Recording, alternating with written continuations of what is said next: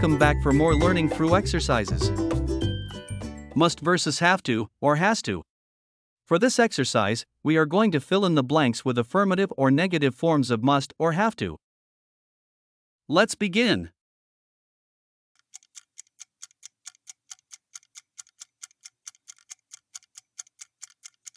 It's raining outside, Jim must take his umbrella. The correct answer is must. It expresses a strong recommendation here.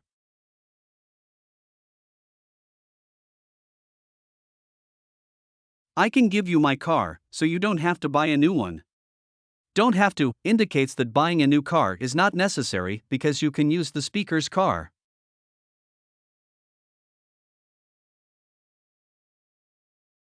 They don't have to be in a hurry because they have more than enough time. Don't have to is correct because it means there is no need for them to hurry.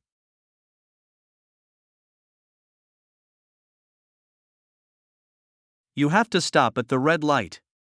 Have to is used to indicate the external obligation to stop at a red light as a traffic rule.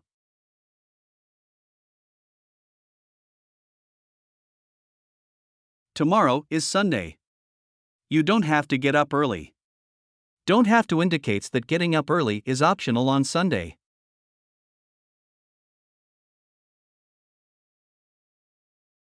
Mrs. Parks can't see very well. She must wear glasses. The use of must is appropriate because it conveys a strong recommendation or necessity based on Mrs. Parks' condition.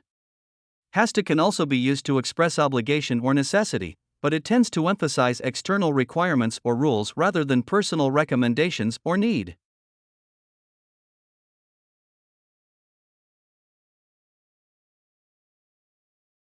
You must return them. They are too small for you. We use must to indicate the personal obligation to return the items because they don't fit.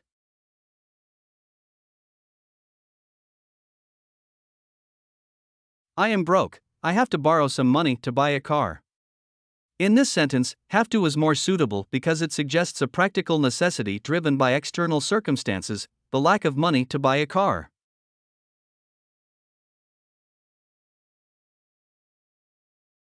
You must stop smoking. It is very harmful.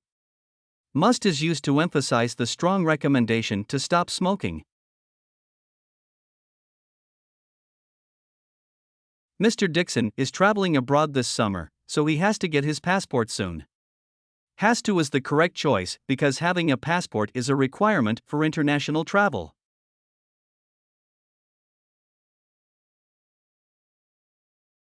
All the students have to obey the school rules. Have to indicates the requirement for all students to follow the school rules.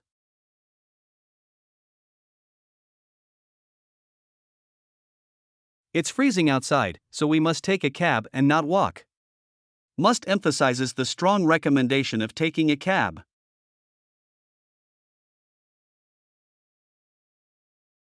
Students mustn't look at their notes during the test. Mustn't indicates the prohibition against students looking at their notes during the test.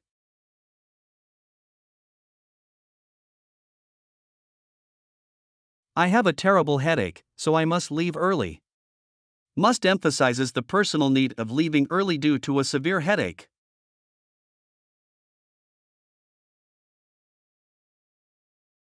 Snow has blocked the roads. We have to stay here until it's cleared. Have to indicates the external necessity of staying due to the blocked roads.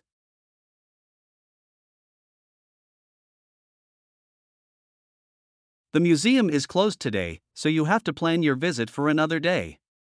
Have to is used because the museum, which is an external factor, is closed today.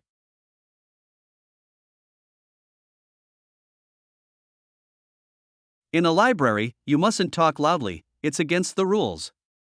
Mustn't is the correct choice to express prohibition when the sentence is in the negative form.